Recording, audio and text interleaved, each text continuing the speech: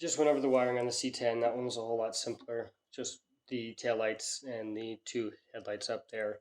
The Bronco's are significantly more complicated. I've actually added so that the Lego man in here is actually has a steering servo attached. So when you turn the wheel, his head will move up in there as well. There is a servo glued in there to the Lego pieces, so it turns with him. And then I have a splitter in the wiring here so that they are both connected there. You need to plug both battery terminals in. This one here goes into the ESC and will run just the motor and the Lego man steering up there. This light on here so you can see into the dash a little better there. But his head turns here when you turn in the wheel. Now, since I don't have that other plug hooked up, this steering here does not work because it is actually hooked up with direct power from the battery instead of going through the BEC on here, which drops all the servos down here and the lights down to 5 volts instead of the 8.4, which it originally is on the battery. So these lights for the rock lights, headlights, I've got all running up at 8.4 volts instead of down at 5 volts like this steering servo in here does. I have set it up so that the upper light and the bumper lights are set up with the 3rd channel switch on the remote. When you turn the battery on, there is a switch here for the rocker lights, otherwise they're normally on. The interior lights are always on, that way you don't forget you left it on. But then these ones here can come on and off with a switch.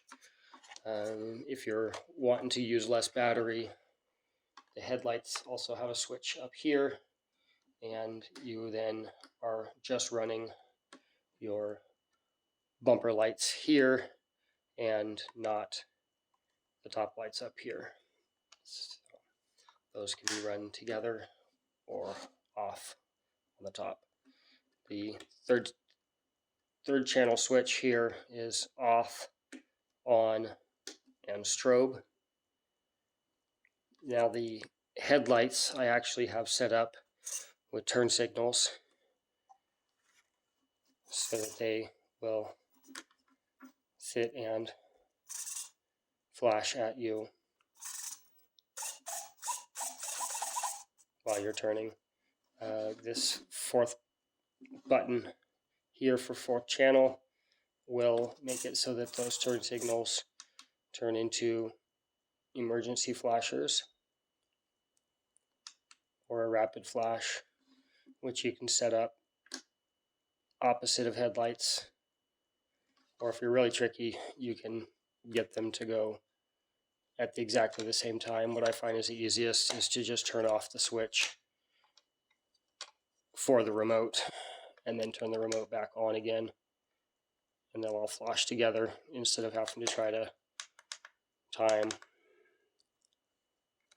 the flash on them.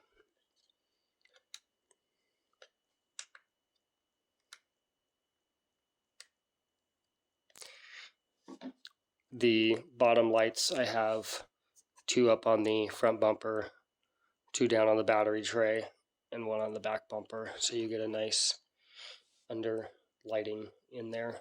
I use these with the same little 3mm LEDs that I used on the green truck here. I got about a 50 pack of them for $10 or $11, something like that. It was a lot cheaper than buying them with already plugs built into them. I had to cut and splice the wires. They're just bare wire instead, but it's a whole lot cheaper.